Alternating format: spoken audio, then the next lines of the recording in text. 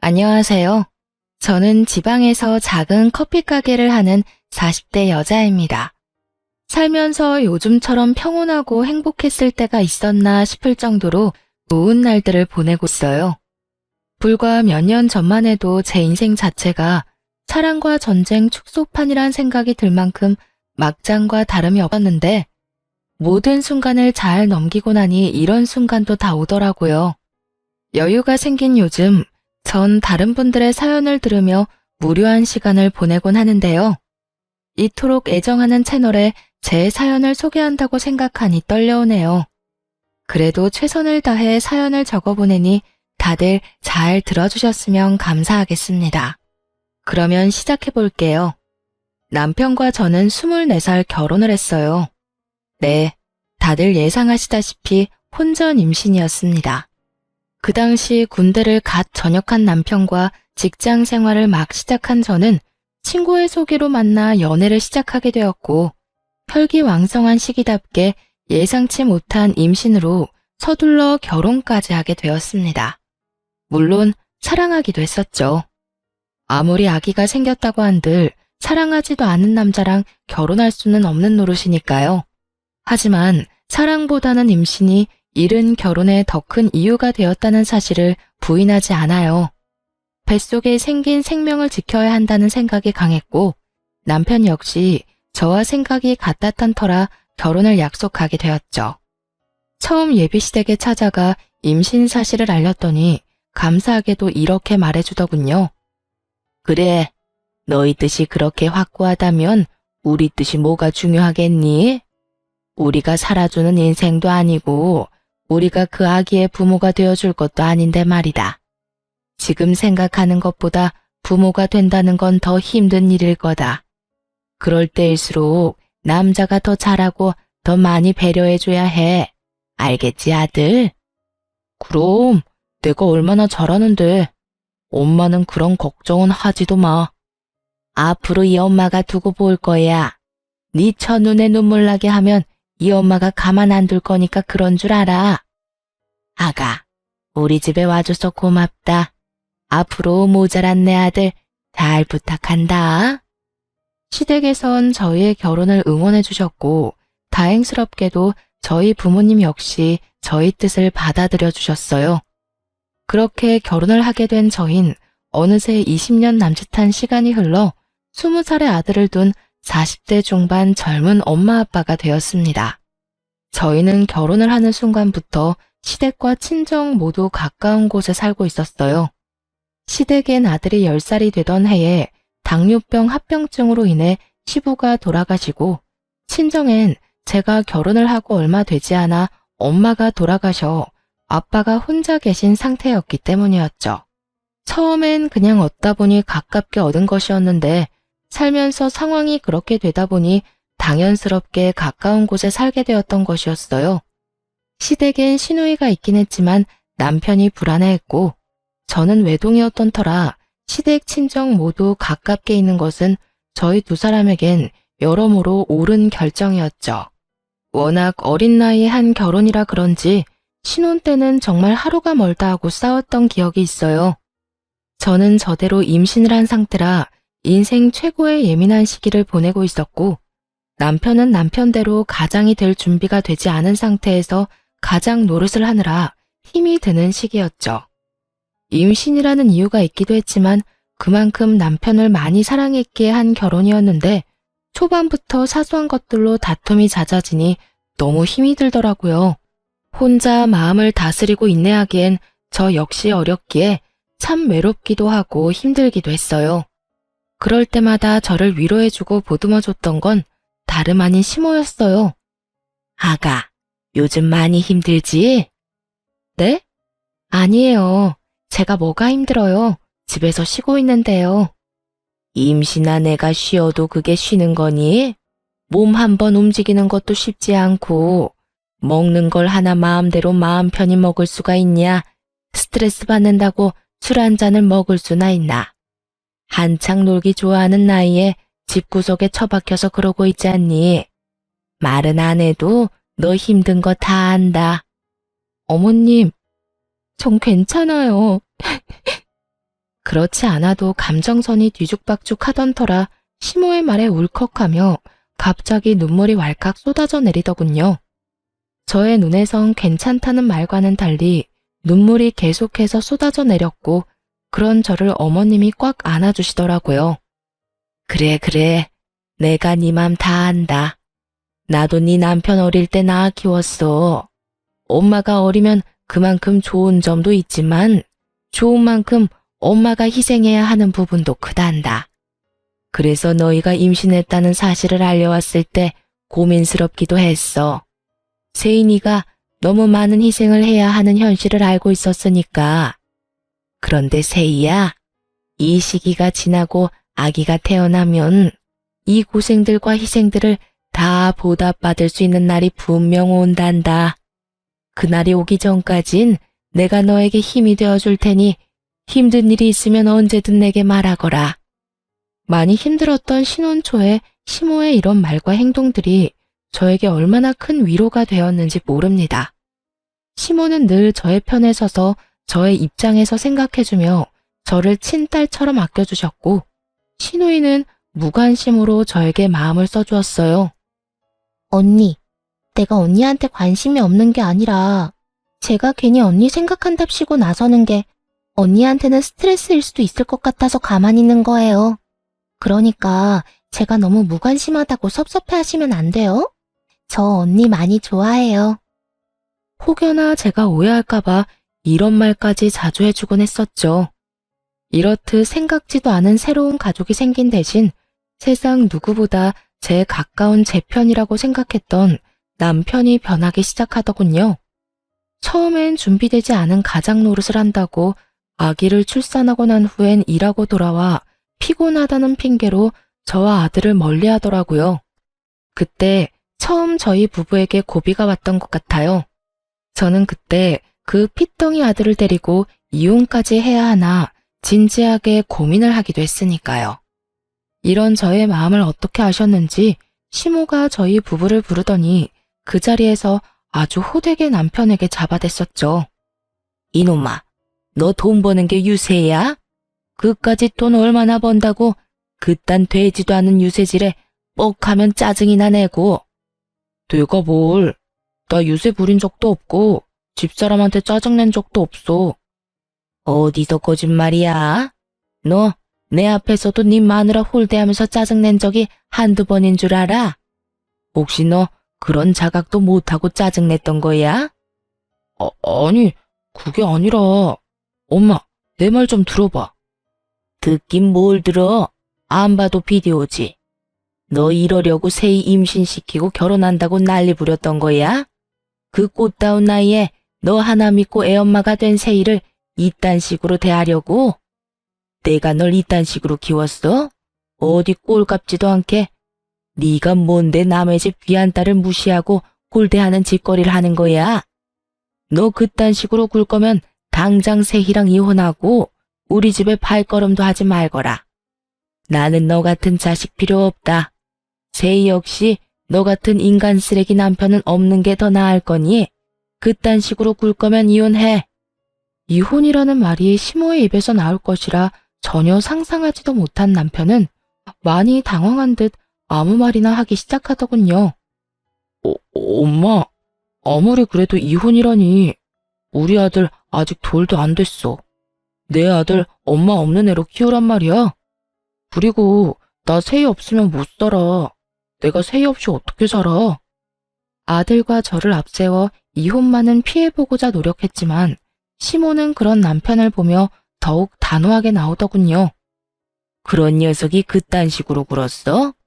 그리고 너 아주 큰 착각을 하는가 본데 내 손주를 왜 네가 키워? 당연히 세희가 키워야지. 네가 지금 아들을 키울 자격이 있다고 생각해? 엄마! 양심이 좀 있어라 이 녀석아. 네가 네 아들 똥기저귀를 한번 갈아줘 봤어? 분유 한번 타줘 보기를 했어? 하물며 아들 한번 시켜보기는 했어? 아무것도 안 하고 그저 눈으로 입으로 아들 타령만 한 녀석이 무슨 자격이 있다고 양육자 노릇을 하겠다는 거야? 엄마, 왜 이래 진짜? 여보, 가만히 있지 말고 엄마 좀 말려봐. 당신 나랑 이혼할 수 있어? 나 없이 살 수 있냐고. 갑작스런 상황 전개에 저 역시 황당해하고 있는데 그 찰나의 순간 시모가 저를 향해 재빠르게 윙크를 날리더군요. 그 순간 시모의 깊은 뜻이 이해가 되더라고요. 어머님, 이 사람도 많이 반성하고 있는 것 같은데 한 번만 용서해 주세요. 저 역시 이 사람이 밉지 않은 건 아니지만 아직 저 이 사람 사랑해요. 이 사람이 변하지 않는다면 어머님 말씀대로 이혼하는 게 맞겠지만 오늘 이 사람도 반성 많이 한 것 같고 이혼은 앞으로 이 사람 하는 거 보고 결정해도 늦지 않을 것 같아요. 그러니까 이혼 말씀은 거둬주세요, 어머님. 제가 이렇게 말하자 남편은 감격했다는 눈빛으로 제 손을 꽉 잡더군요. 그런 저희의 모습을 본 시모는 하는 수 없다는 투로 이렇게 말했어요. 세희 네 뜻이 그렇다면 어쩔 수 없지. 이 녀석아, 네 마누라한테 잘해. 나 같으면 당장 이혼했어. 너 같은 녀석 뭐가 좋다고 또 기회를 주라는 건지. 네 복 네가 차는 짓거리 하지 말고 있을 때 잘하란 말이야. 여보, 내가 미안해. 이런 상황이 되니까 내가 얼마나 잘못했었는지 알겠더라. 넌 정말 당신이 이혼하자고 하면 어떻게 해야 하나 무섭기까지 하더라니까. 내가 잘할 테니까 지켜봐줘. 정말이야. 남편은 시모의 계획대로 깊은 반성을 한 듯 했고 결혼하고 처음 맞이한 고비를 잘 넘길 수 있었습니다.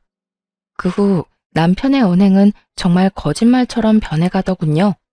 우선 집으로 돌아오면 저에게 애정 표현을 아끼지 않았고 아들을 대하는 말투와 태도, 심지어 눈빛까지 다정하게 변하더라고요. 여보, 나 왔어. 오늘도 많이 힘들었지? 힘들기는 괜찮아. 당신은? 당신은 괜찮았어? 나야 당신에 비하면 누워서 떡 먹기지. 나는 말이라도 통하는 사람들하고 일하잖아. 당신은 하루 종일 말도 못하는 애랑 집에서 에휴, 많이 답답하지? 내가 얼른 씻고 와서 밥 차려줄게. 조금만 기다려. 으이구, 이미 다 차려놨으니까 얼른 씻고 오세요. 에이, 내가 차려준다고 기다리라니까. 내일은 아무것도 하지 말고 기다려. 이렇듯 남편은 전혀 다른 사람이 되었어요. 그런 남편을 보며 저 역시 노력을 했고 때론 아들 둘 키운다는 마음으로 작은 일에도 남편을 지켜 세워주며 두 남자를 잘 보살폈죠. 물론 그렇게 서로가 노력한다고 한들 하루아침에 부부싸움이 없어지진 않았지만 이혼을 논할 정도의 심각한 부부싸움은 한 적이 없었습니다. 그렇게 세월은 흘러 아들이 20살이 되어 대학을 보내고 이제야 한숨 돌리고 제 인생을 사나 싶었더니 갑작스럽게 시모가 뇌출혈로 쓰러지게 되었어요. 천만다행으로 목숨엔 지장이 없었지만 하반신 마비가 오고야 말았죠. 시모 혼자서는 도저히 생활이 불가능한 상태였고 하나 있던 시누이 역시 결혼을 하며 지방에서 생활하고 있던 터라 시모의 간병은 제가 맡아야만 하는 상황이었어요. 그런 상황이 불만이었냐고요? 천만에요.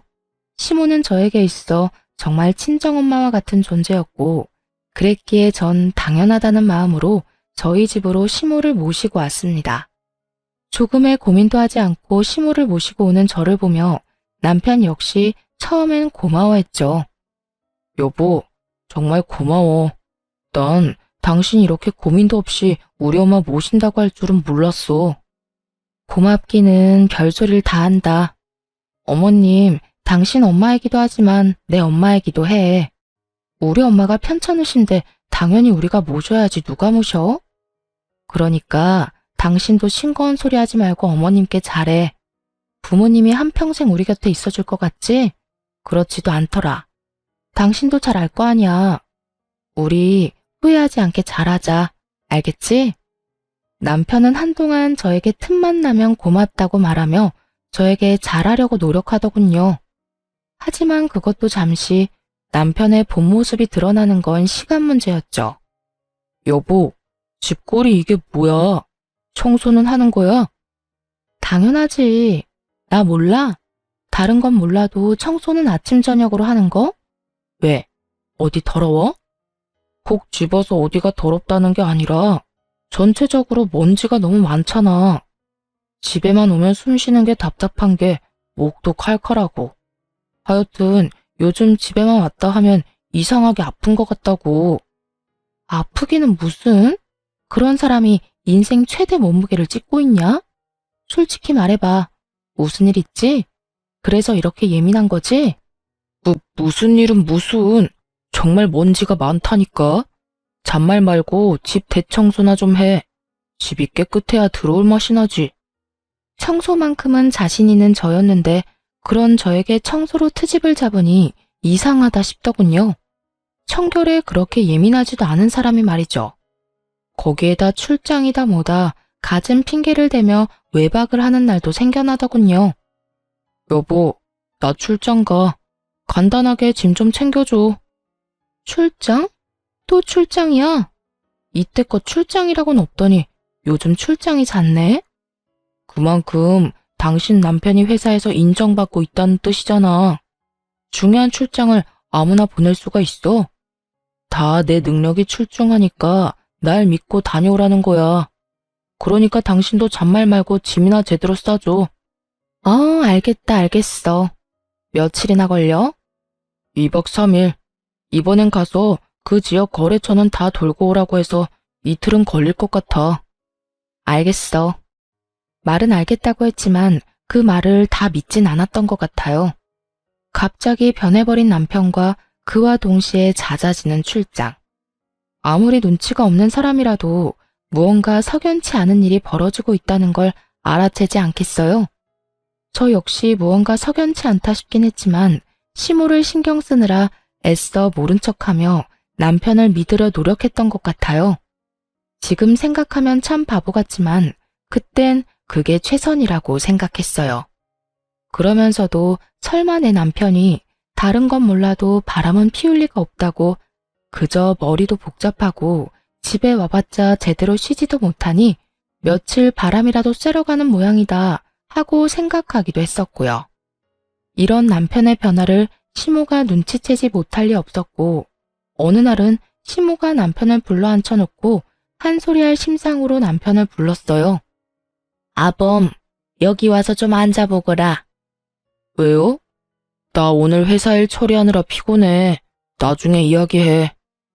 나중은 무슨? 지금 당장 해야 할 이야기니 얼른 와서 앉아보래도. 이 어미가 널 붙잡고 몇 시간씩 이야기할 것도 아니고 고작 몇 분 이 어미랑 이야기 나누는 것도 힘든 게야? 아, 진짜. 엄마까지 왜 이래? 나 피곤하니까 나중에 이야기하자는 부탁이 들어주기 힘들어. 내가 이래서 집에 들어오기 싫은 거야. 집이라도 들어오면 마음이 편하기를 하나, 누구 하나 내 마음 이해해주는 사람이 있길 하나. 에이, 정말. 남편은 갖은 성질을 부리더니 그대로 시모의 말을 무시한 채 집을 나가버리더군요. 그런 남편의 태도에 시모는 큰 실망을 느낀 듯했고 저 역시 그런 남편에게 그 어떤 기대조차 가지지 않게 되었습니다. 부모에게 저딴 식으로 하는 인간에게 기대를 가져봤자 시간 낭비겠다 싶었으니까요. 그렇게 저희에게 실망감을 안겨준 남편은 외박을 하지 않는 날엔 늦은 밤 집으로 돌아와 잠만 자고 나가버리더군요. 상황을 풀어보겠다는 의지조차 없는 사람처럼요. 저 역시 그런 남편에게 그 어떤 행동도 취하지 않으려 그저 시모를 잘 보살피는 것에 온 신경을 쏟으려 노력했어요. 그렇게 한 집에 살지만 남남처럼 지내던 어느 날 시모가 저를 불러 앉히더니 진지한 얼굴로 서류 봉투 하나를 건네주더라고요. 그 봉투 안엔 남편이 낯선 여자와 외도를 저지르는 모습이 담긴 사진과 상간녀의 나이부터 사는 곳, 하는 일까지 세세하게 적힌 종이가 들어있더군요. 손이 덜덜 떨려오고 믿을 수 없는 사실에 생각마저 멈춰버리더군요. 그 순간 시모가 저의 손을 잡아주었고 그제야 정신을 차린 제가 마음을 가다듬고 시모에게 물었어요. 어머님, 이게 다 뭐예요? 내가 참 할 말이 없구나. 내가 아무래도 이 녀석 하는 꼴이 수상해서 돈 주고 사람을 붙여봤더니 이 녀석이 결국 너한테 이런 잘못까지 저지르고 있더구나. 어찌해야 할 바를 모르겠더라고요. 그 자리에서 무너져 내리기엔 시모의 걱정이 너무 클 것 같고, 그렇다고 아무렇지 않은 척하기엔 밀려오는 배신감이 너무나도 컸으니까요. 시모는 이러한 제 심정을 다 안다는 듯 이렇게 말하더군요. 거기에다 다른 건 몰라도 외도만은 아닐 거라고 그렇게 믿고 또 믿었는데, 그렇게 제 두 눈으로 다 보고 나니 상황을 받아들이게 되면서도 애써 부인하고 싶기도 한 이중적인 생각이 머릿속을 복잡하게 만들었어요. 세희야, 너 이혼해. 나 걱정하지 말고 그냥 이혼하거라.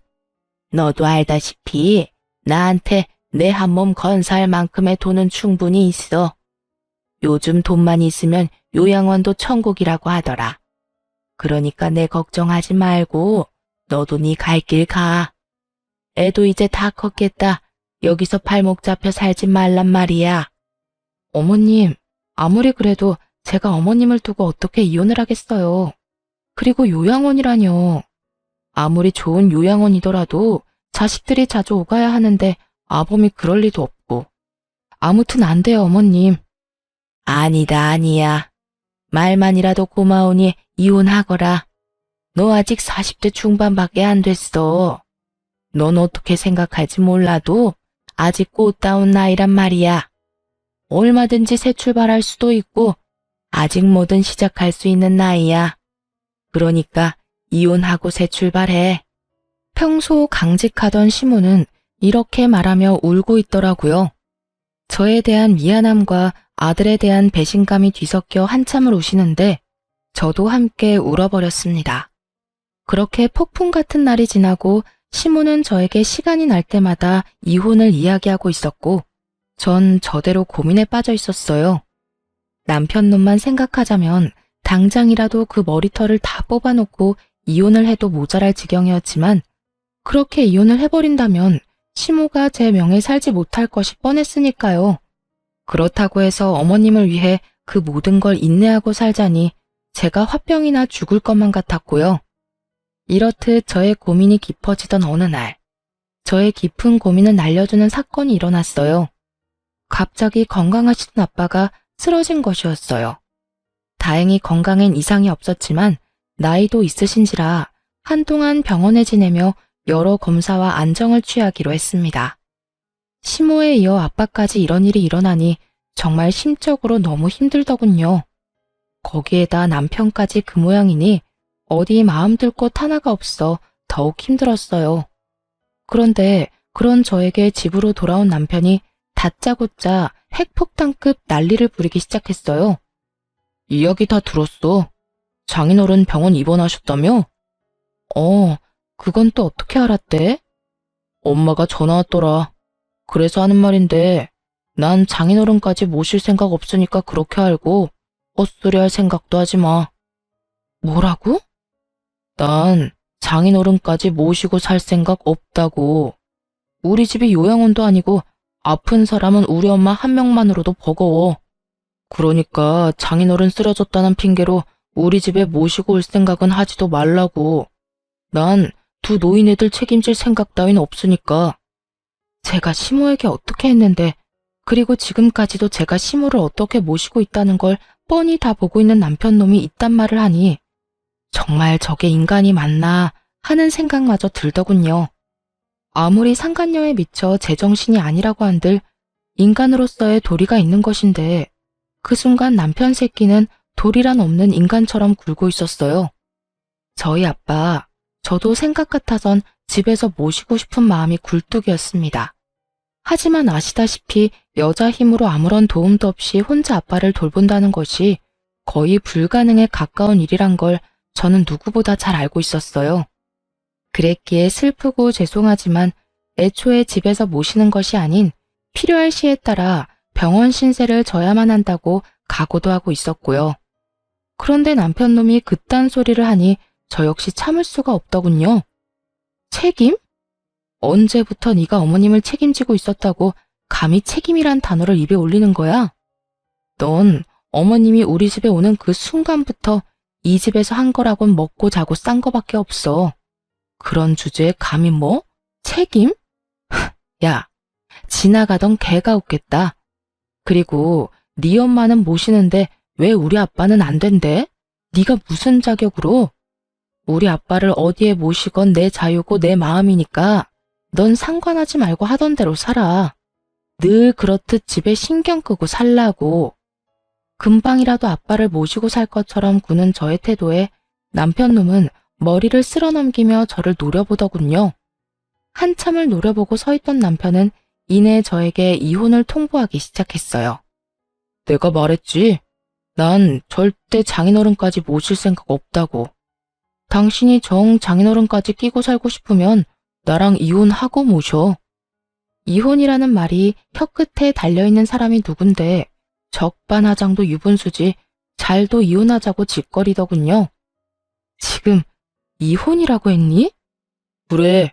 나는 죽어도 장인어른까지 모시는 꼴은 못 보겠고 당신은 죽어도 장인어른을 모시고 싶은 거잖아. 그러니 어쩌겠어. 이혼이라도 해야지. 그런 줄 알고 이혼 준비나 해도. 그래, 이혼해. 누가 무서워할 줄 알아? 잘 됐네. 근데 말이야, 너 이혼 사유는 너한테 있는 거 알지? 뭐? 이혼 사유? 그래, 네가 네 아빠 모시고 싶어서 이혼하는 거니까 이혼 사유는 너한테 있는 거지. 그러니까 내 아들도 재산도 아무것도 너한테 못 주니까 네 짐 챙겨서 이 집에서 나가. 뭐? 몸만 나가라고? 네가 인간이니? 그래도 내가 20년 동안 너한테 한 게 있는데 어떻게 나한테 이딴 식으로 할 수가 있어? 20년 동안 살았으니까 위자료 청구는 안 하고 몸만 내보내주는 거야. 네가 나한테 따지고 들 게 아니라 오히려 고마워해야 하는 거라고. 아, 우리 아들 얼굴은 가끔 보게 해줄게. 그건 걱정하지 마.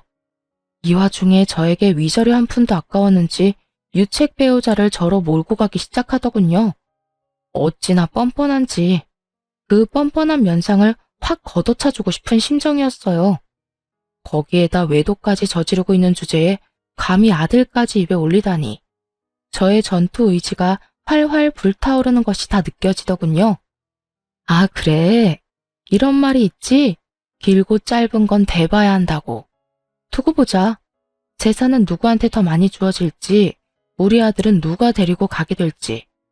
거기에다 위자료는 누가 누구한테 주게 될지 말이야. 뭘 상상하든 그 이상을 겪게 될 테니까. 제가 모든 사실을 알고 있다는 사실을 꿈에도 알지 못하는 남편놈은 재수없게 실실 비웃으며 이렇게 말하더군요. 마지막 발악을 해보시겠다. 그래. 다 해봐. 참고로 변호사 비용 만만치 않다. 괜한 오기로 아까운 돈 쓰지 말라고 미리 이야기해주는 거니까 새겨들으라고. 내 걱정 말고 네 걱정이나 해. 그리고 이 집은 이혼하기 전까진 내가 지낼게. 그 정도는 해줄 수 있지? 그래, 그 정도는 양보해줄게. 어차피 엄마 병원 알아볼 동안엔 엄마 병수발 들 사람이 필요하기도 하고 너도 이 집하고 엄마한테 인사는 해야 할 테니까. 그럼 법원에서 보자. 남편은 의기양양한 태도로 집을 나갔고 도끼를 가득 품은 채 이혼을 준비하게 되었습니다. 우선 전 남편에게 위자료 청구를 함과 동시에 상간녀 소송까지 걸어버렸고 모든 사실을 한 남편에게서 전화가 왔더라고요. 너 미쳤어? 조용히 이혼하자고 했더니 위자료 청구에 상간녀 소송까지 걸어? 네가 감히 누구한테 상간녀 소송을 걸어? 미안함이라곤 전혀 느껴지지 않는 남편의 말을 들으며 아들의 아빠고 나발이고 철저하게 완벽한 복수를 해줘야겠다는 생각만 들더군요. 그런 생각이 들자 남편에게 참 고맙더라고요. 사실 아이의 아빠기도 하고 그간 살았던 세월이 있어서 그런지 이렇게까지 해서 나에게 남는 게 뭘까 하는 생각도 들곤 했었거든요. 그런데 이렇게까지 인간 쓰레기적인 면모를 아낌없이 보여줘 제 마음을 가볍게 해주었으니까요. 감이라니. 이럴 땐 감이가 아니라 당연하다고 하는 거야. 남편이 웬 젊은 여자랑 바람 피우고 있는데 당연하게 상간녀 소송 정도는 걸어줘야 하지 않겠어? 네가 이런다고 달라지는 게 뭔데? 뭐, 그까짓 돈? 그것 때문이야? 고작 돈 때문에? 고작 돈 때문이겠니? 내가 그렇게 돈에 미친 여자는 아니란 걸 잘 알잖아. 내가 상간녀 소송까지 하는 이유는 당연히 해야 하는 일이기야 하는 거야. 인생은 너랑 그딴 년 때문에 막장이 되어버렸는데 그녀는 행복하게 하하호호 웃으며 사는 꼴을 그냥 보고 있을 수만은 없잖아. 너도 그년도 적어도 인간이면 소송하는 중에 최소한 내가 저지른 불륜이 법에 위반되는 나쁜 일이구나 하는 정도의 생각은 하겠지. 그러니까 부디 아무 의미 없는 소송이 아니길 바란다. 알겠냐? 제가 이런 말까지 했는데도 불구하고 남편과 상간녀는 전혀 반성 따위는 모르는 사람처럼 굴더군요. 소송을 하는 내내 제가 보란 듯이 남편은 상간녀를 옆에 끼고 다니며 조롱했고 상간녀 역시 저를 무시하는 말들을 서슴없이 하며 남편의 품에 안기는 행동을 하기도 했으니까요. 꼴이 그게 뭐야? 하긴 두 노인네 뒷바라지 하느라 정작 본인 챙길 시간은 없나 봐. 어머, 아무리 그렇다고 해도 무슨 여자가 립스틱 하나 안 발랐대? 저런 꼴이니 오빠가 한눈이나 팔았겠지.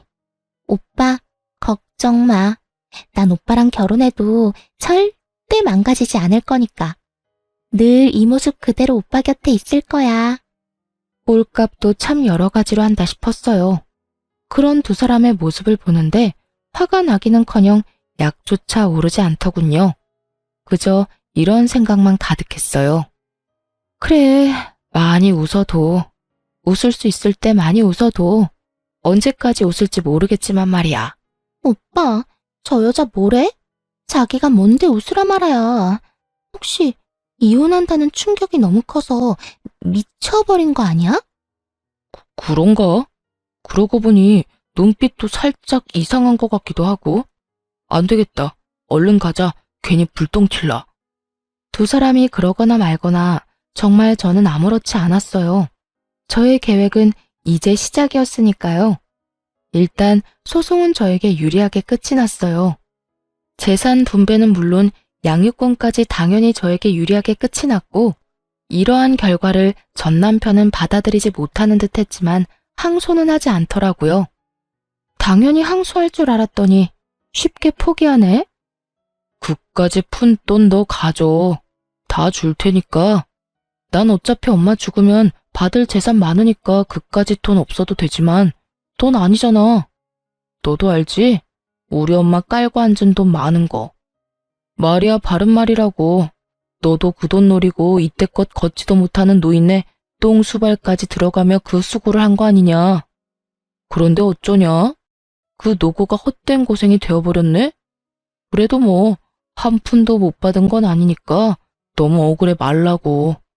이제 이혼도 했으니까 앞으로 두 번 다신 보지 말자. 역시는 역시라고. 전 남편은 역시 저와 시모가 예상했듯 당연하다는 듯 시모의 재산을 자신의 재산처럼 여기고 있더군요. 그 꼴을 보고 있는데 어찌나 한심하고도 웃기는지. 그만 참지 못하고 웃음이 터져나와 버렸지 뭐예요? 그도 그럴 것이 시모는 이미 재산 정리를 끝낸 상태였기 때문이었어요. 미안. 당신 말 듣고 있으니까 참을 수가 있어야지. 미친 사람처럼 웃는 저를 보며 남편은 어리둥절한 표정을 지어 보였고 상간녀는 제가 병균이라도 되는 듯 남편의 뒤로 숨어버리더군요. 너 모르고 있구나. 하긴 어머님께 관심이 전혀 없으니까 몰랐을 수도 있겠다.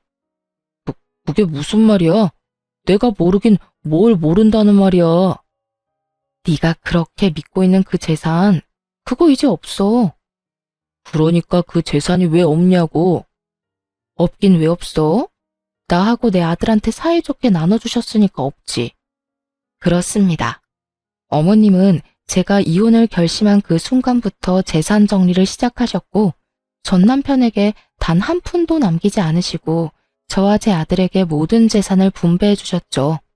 전 남편 놈이 믿고 있던 것은 시모의 재산뿐이었을 텐데 제 말을 들은 전 남편의 얼굴은 사색이 되어버렸죠. 물론 남편의 옆구리에 매달려 있던 상간녀의 얼굴도 별반 다르지 않았고요. 뭐라고? 그 재산 어머님이 진작 나하고 내 아들한테 다 주셨다고. 그러게 어머님한테 좀 잘하지 그랬어. 여자한테 미쳐서 가정이고 부모고 다 내팽개치고 발정난 개새끼처럼 발발거리고 다니더니 꼴 좋다. 뭐? 발정난 개새끼? 너 말 다 했어? 다 했겠니? 너한테 하고 싶은 말 다 하려면 사흘 밤낮을 해도 모자랄 지경이야. 그런데 내 할 말 다 해봤자 뭐가 달라지겠니? 인간 말종이 사람이 되기를 하겠어? 반성이란 걸 하기는 하겠어? 너 진짜 말 그따위로밖에 못해? 다 됐고, 우리 엄마가 재산을 다 너희한테 줬다니 그게 다 사실이야? 그럴 리가 없잖아. 우리 엄마가 왜? 전 남편은 믿을 수 없다는 듯 저에게 되물어왔고 상간녀는 화가 많이 난 듯 남편을 흔들며 울부짖더군요. 이게 다 무슨 소리야, 오빠? 그러면 오빠가 받을 재산이 하나도 없단 말이야? 이건 오빠 말이랑 달라도 너무 다르잖아. 아니, 다른 정도가 아니라 이건 거의 사기라고. 사기라니. 다른 사람도 아니고 자기가 나한테 어떻게 그런 말까지 해?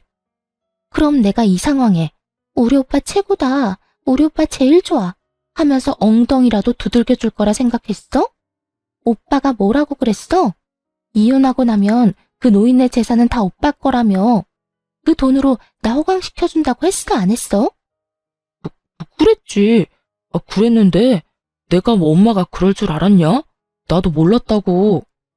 몰랐다고 하면 다야? 이제 나 어떻게 해? 내 인생 어떻게 책임질 거야? 내 나이가 몇 살인데 상간녀 딱지 붙이고 어떻게 살라고. 이러려고 내가 오빠 만난 줄 알아? 저기 진정하고 내 말 좀 들어봐. 사랑이라고 그렇게 자부하더니 그 대단한 사랑도 돈 앞에선 별 수 없더군요. 제가 있다는 것도 있고 저리 속내를 다 내비치는 꼴을 보니 말이에요.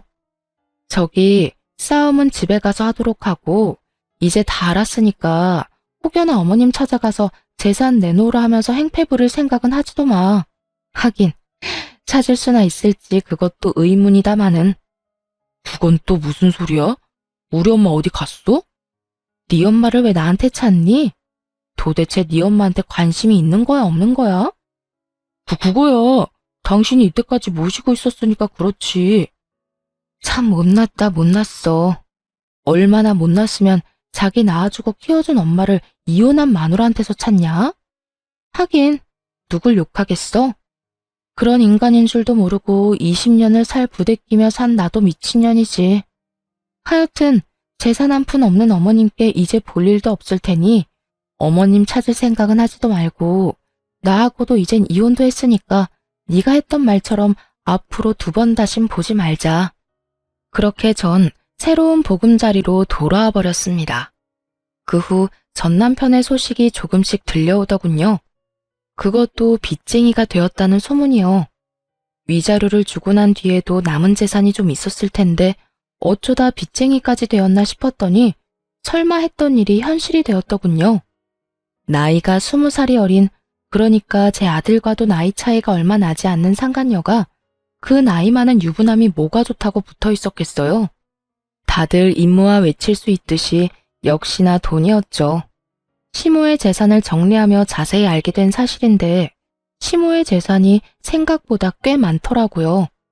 그 재력을 누구보다 잘 알고 있던 전 남편은 모르긴 몰라도 시모의 재력을 앞세워 자랑하듯 말했을 테고 그 돈에 홀딱 넘어간 상간녀였기에 그 이유가 사라진 지금 전 남편의 옆을 지킬 이유가 없었겠죠. 그런 상간녀는 전 남편의 남은 재산만 아니라 전 남편의 명의로 대출까지 받을 대로 받게 해 제대로 한탕 해먹고 도망갔다는 이야기를 들을 수 있었죠. 어디 양심도 없이 아들의 여자친구라 해도 믿을 수 있는 새파랗게 어린 여자와 감히 로맨스를 꿈꾸더니 꼴 좋다 했어요. 통쾌한 소식을 듣고 난 후 얼마 지나지 않아 전 남편에게 전화가 왔더라고요. 여보, 잘 지냈어? 이제 와서 내 안부가 궁금한 거야? 소문 들어보니 당신이 남 안부나 궁금할 처지가 아니던데. 이럴 시간에 네 노후나 걱정해. 다 들었구나. 그래, 나 그 빌어먹을 년이 돈 가지고 도망가는 바람에 꼴이 우습게 됐어. 그래서 요즘 힘들기도 하고. 그래서 그런지 요즘 따라 우리 아들이 너무 보고 싶더라고. 아들?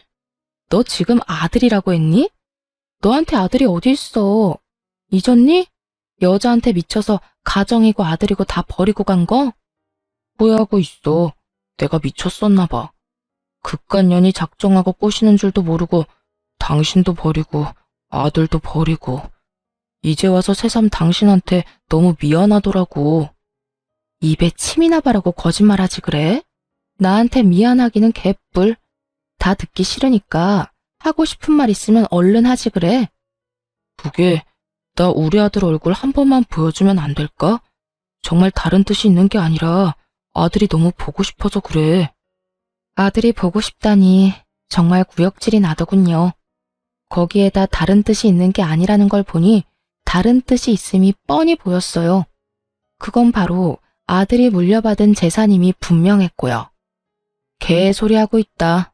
다 됐고 내 아들은 너 보기 싫대. 너 죽어도 장례식장에도 갈 생각이 없다고 하더라. 그런 줄 알고 두 번 다시 연락도 하지 말고 우리 앞에 나타날 생각도 하지 마. 알겠어? 여보, 그러지 말고 정 얼굴 보여주는 게 힘들면 정말 이런 말까지 하고 싶지 않았는데 돈 좀 주면 안 될까? 나 정말 돈이 한 푼도 없어서 그래.